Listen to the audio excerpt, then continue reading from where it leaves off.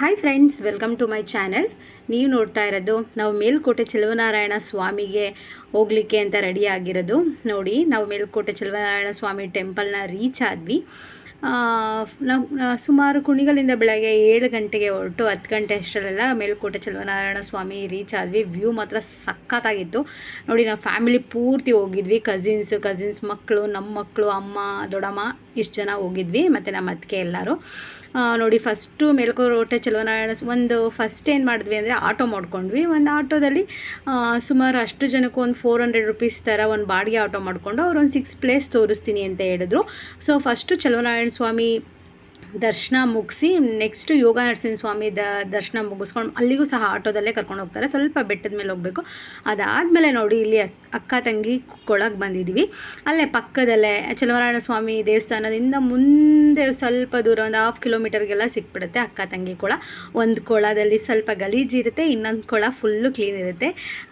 ಈ ಕೊಳದಲ್ಲಿ ಮೀನುಗಳೆಲ್ಲ ಇರುತ್ತೆ. ಕ್ಲೀನ್ ಇರೋ ಕೊಳದಲ್ಲಿ ಎಲ್ಲರೂ ತೀರ್ಥದ ಥರ ಅದನ್ನು ಕುಡಿತಾರೆ.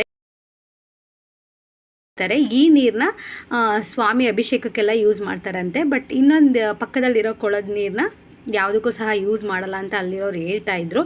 ಮತ್ತು ಅದಾದಮೇಲೆ ರಾಮ ಬಾಣ ಬಿಟ್ಟಿರೋ ಜಾಗಕ್ಕೆ ಬಂದ್ವಿ. ಅದು ಸಹ ಆಟೋದಲ್ಲೇ ಬಂದ್ವಿ. ತುಂಬ ಬೇಗ ಮಧ್ಯಾಹ್ನ ಅಷ್ಟರಲ್ಲಿ ಆಲ್ಮೋಸ್ಟ್ ಎಲ್ಲ ಪ್ಲೇಸಸ್ನೂ ಕವರ್ ಮಾಡಿದ್ವಿ.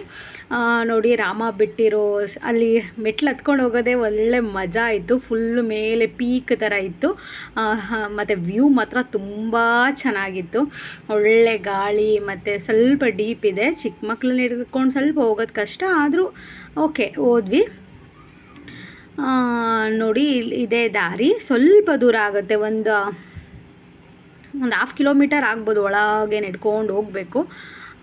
ನಡ್ಕೊಂಡು ಹೋಗಿ ಅಲ್ಲೊಂದು ಸ್ಟೆಪ್ ಸಿಗುತ್ತಲ್ಲ, ಅದನ್ನು ಇಳಿದ್ರೆ ಸಾಕು. ವ್ಯೂನೆಲ್ಲ ಎಂಜಾಯ್ ಮಾಡಿಕೊಂಡು ಸ್ವಲ್ಪ ಟೈಮ್ ಸ್ಪೆಂಡ್ ಮಾಡಿಕೊಂಡು, ನೋಡಿ ಅಲ್ಲಿ ಕಾಣ್ತಿದೆ, ಅಲ್ಲಿಂದ ಹೋದರೆ ನಮಗೆ ಅದು ರಾಮ ಬಾಣ ಬಿಟ್ಟಿರೋ ಜಾಗ ಅಂತ. ಸೀತಾಮಾತೆಗೆ ಸ್ನಾನ ಮಾಡಲಿಕ್ಕೆ ಅಂತ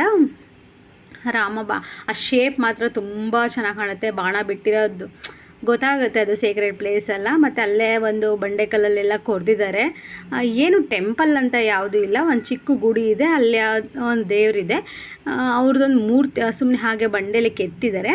ಅದೊಂದು ಕುರುಹು ಥರ ಅದನ್ನು ಆ ಪ್ಲೇಸ್ನ ಇಟ್ಟಿದ್ದಾರೆ. ಬಟ್ ವ್ಯೂ ಮಾತ್ರ ತುಂಬ ಅಂದರೆ ತುಂಬ ಚೆನ್ನಾಗಿದೆ.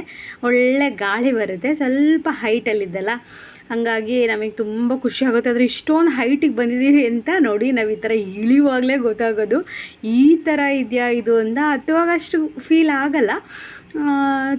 ತುಂಬ ತುಂಬ ತುಂಬ ಚೆನ್ನಾಗಿದೆ. ನೋಡಿ ಎಷ್ಟು ಡೀಪ್ ಕಾಣುತ್ತೆ, ನೋಡಿ ಎಲ್ಲ ಕಾಣುತ್ತೆ.